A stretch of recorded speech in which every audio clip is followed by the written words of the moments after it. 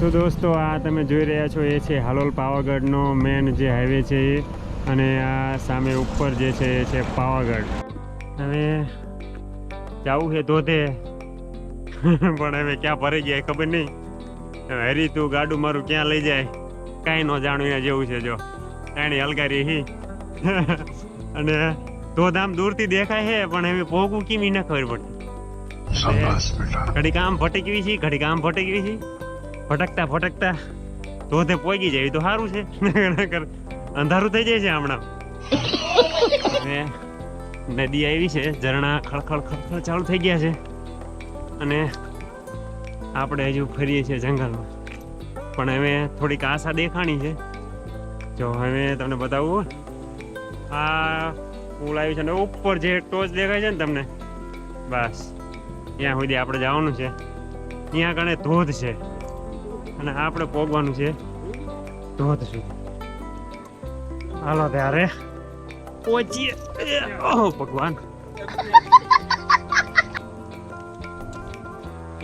થોડુંક કેવડાવશે મારી. જો બે હેવી માણસોને બોડીગાર્ડ ને હારે લીધા છે એટલે આપણે કઈ ચિંતા હે નહીં.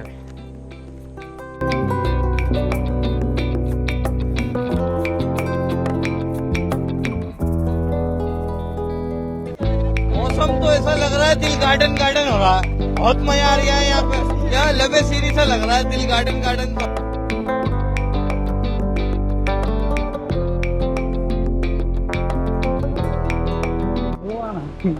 દોસ્તો આ તમે જોઈ રહ્યા છો ગુપ્તેશ્વર મહાદેવનો રસ્તો, અને આ પહાડોની વચ્ચે અને આ ખડખડ વહેતા ઝરણાની વચ્ચે થઈ અને આપણે પહોંચવાનું છે ગુપ્તેશ્વર મહાદેવ જે વોટરફોલ છે ત્યાં. તો ચલો પહોંચીએ ગુપ્તેશ્વર મહાદેવ. Bye bye. અમારો ભાઈબંધ થાકી ગયો છે થોડોક. તો મિત્રો આપણે નદીની અંદર ચઢાણ પૂરું કરી અને પહોંચી ગયા છીએ ધોધની બિલકુલ નજીક, ગુપ્તેશ્વર મહાદેવ જે છે ત્યાં. તો હવે હું તમને દર્શન કરાવું છું ગુપ્તેશ્વર મહાદેવના. તો દોસ્તો આ તમે જોઈ શકો છો ગુપ્તેશ્વર મહાદેવ. આ આખો પહાડ છે અને પહાડની નીચે બેઠા છે ગુપ્તેશ્વર મહાદેવ. તો દોસ્તો આ તમે જોઈ શકો છો મહાદેવ, અને આ આખો પહાડ છે અને આ નીચે તમે જોઈ શકો છો આ જે એક ગુફા છે અને ગુફાની અંદર અત્યારે પાણી ભરેલું છે અને આ ઉપર પહાડમાંથી પાણી જમીને આવે છે. જો તમે ટીપે ટીપે પાણી સતત અને સતત ટપ્યા કરે છે. અને આ છે ગુપ્તેશ્વર મહાદેવની ગુફા. મિત્રો આપણે છે ગુપ્તેશ્વર મહાદેવ જે અહીં જંગલની મધ્યે છે અને અહીંયા ધોધ છે ત્યાં. અને હવે હું તમને એ જે આખો પહાડ છે એ તમે જો, આ તમે મારી પાછળ જોઈ શકો છો. આ જે પહાડ છે અને પહાડની નીચે તમે જોશો તો એકદમ શુદ્ધ પાણી તમે પી શકો એવું પાણી અહીં જમીનમાંથી આવી રહ્યું છે. આ તમે જોઈ શકો છો ઉપર ખીણમાંથી પાણી આવી રહ્યું છે અને આ તમે જોઈ શકો છો એકદમ ચોખ્ખું શુદ્ધ પાણી.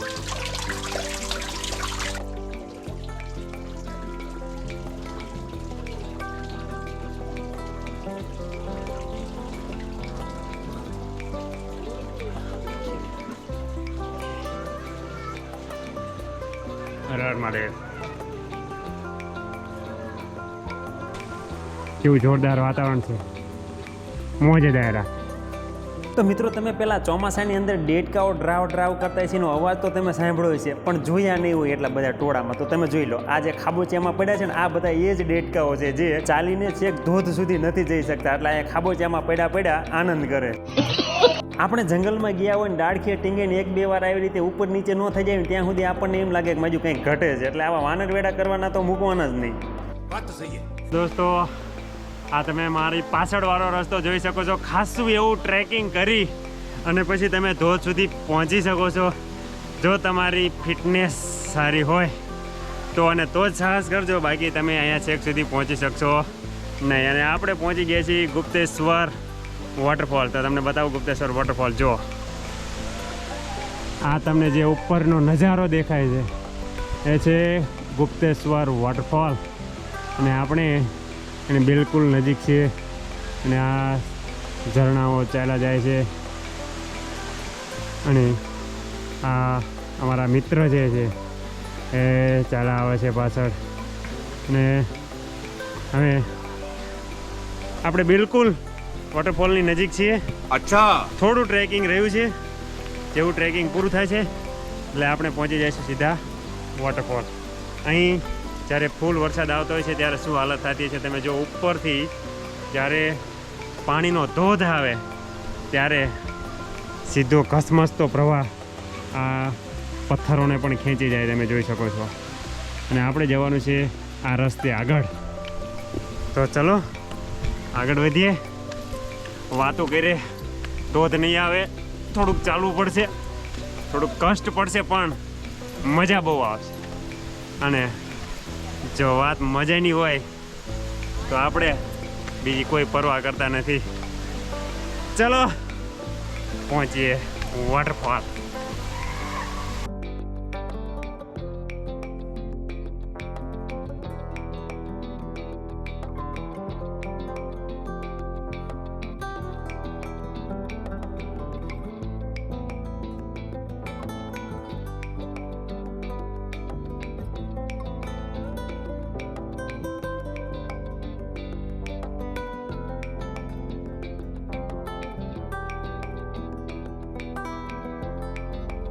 જંગલની અંદર જ્યારે ટ્રેકિંગ કરવાનું આવે એટલે તો સ્વાભાવિક છે કે થાકીને તમે લોથપોથ થઈ જાઓ, પરસેવે નીતરી જાઓ. પણ જ્યારે તમે ટ્રેકિંગ પૂરું કરીને આવું ઝરણાની હવે સામે દોસ્તો, પહોંચી જાઓ છો અને ઝરણાના હવે આ પાણીને થોડુંક જ્યારે આ તમે સ્પર્શ કપરું કરો છો ઝરણ ત્યારે જે છે, તમારો જે થાક છે અને ને બધો પછી આપણે થાક પહોંચી દૂર થઈ જઈશું જશે. ઉપર. કારણ કે પાણી એટલું થોડી આમ ચીલ્ડ છે, એટલું મહાદેવની ઠંડુ છે ચોરી કે એના સ્પર્શ માત્રથી તમને ગુપ્તેશ્વરમાં. આનંદ આવી જાય. જે લોકો તો હવે ઉપર ચડવાનું સાહસ નથી ચલો. કરતા એ આવા નાના નાના જે ઝરણાઓ છે ચડવાની ત્યાં શરૂઆત નહાઈ લે કરીએ. છે.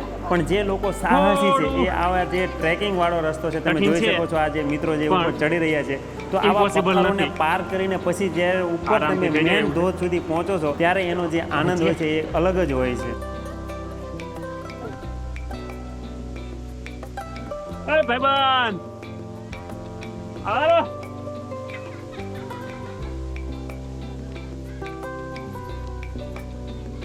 એડવેન્ચર ફીલ કરવું હોય તો થોડું ઘણું સહન કરવું પડે.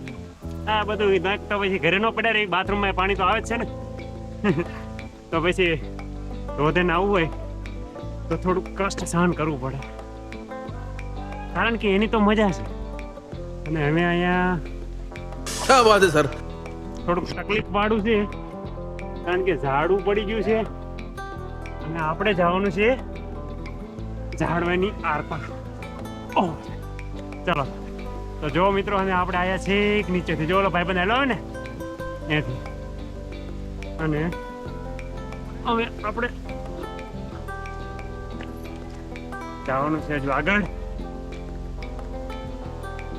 કે હરી તું ગાડું મારું ક્યાં લઈ જાય, કાંઈ ન જાણ. કારણ કે ભાઈ ભી પડી જાય અહીંયા પથ્થરોની વચ્ચે. આટલું ચઢાણ કરવું એ હેલું નથી. પાવાગઢ ચડવો હેલો છે, પણ અહીંયા આવું અઘરું છે. કારણ કે પાવાગઢમાં પગથિયા છે, અહીંયા પગથિયા નથી. સીધા પથ્થરોમાં થઈને હાલવાનું તમારે. એટલે થોડુંક અઘરું તો છે, પણ અશક્ય નથી. Nothing is impossible. અને એકવાર તમે જો હિંમત દાખવી દો તો પછી તમને એવો નજારો જોવા મળે એની વાત કરીએ તો જો તમે મારી પાછળ જો તમે આ આપણે આયા છેક નીચેથી, અને આ છે ઝરણાઓ. અને આની તો મજા છે. જો તમે એકવાર હિંમત કરીને અહીંયા પહોંચી ગયા તો કેટલી મજા આવે. બસ તો થોડી હિંમત ભેગી કરો અને પહોંચી જાઓ કુદરતના ખોળામાં.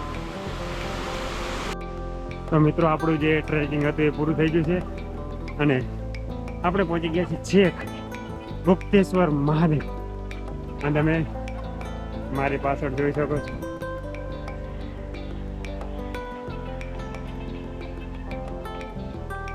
છે ગુપ્તેશ્વર મહાદેવ વોટરફોલ.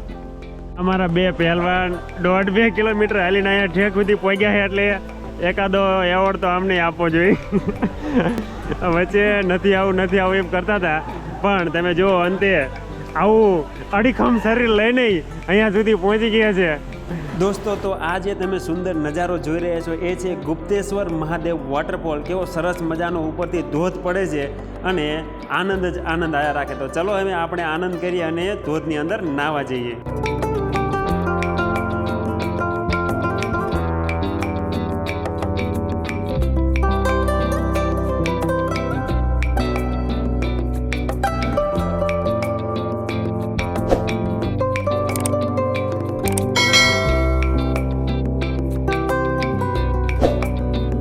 તો દોસ્તો, આ હતો ગુપ્તેશ્વર મહાદેવ વોટરફોલ. આ વિડીયોમાં બસ આટલું જ. ફરી મળીશું કોઈક નવા વિડીયોમાં કોઈક નવા સ્થળ સાથે. જો હજુ પણ તમે ચેનલને સબસ્ક્રાઇબ નથી કરી તો પ્લીઝ સબસ્ક્રાઇબ કરો. જય હિન્દ, જય ભારત.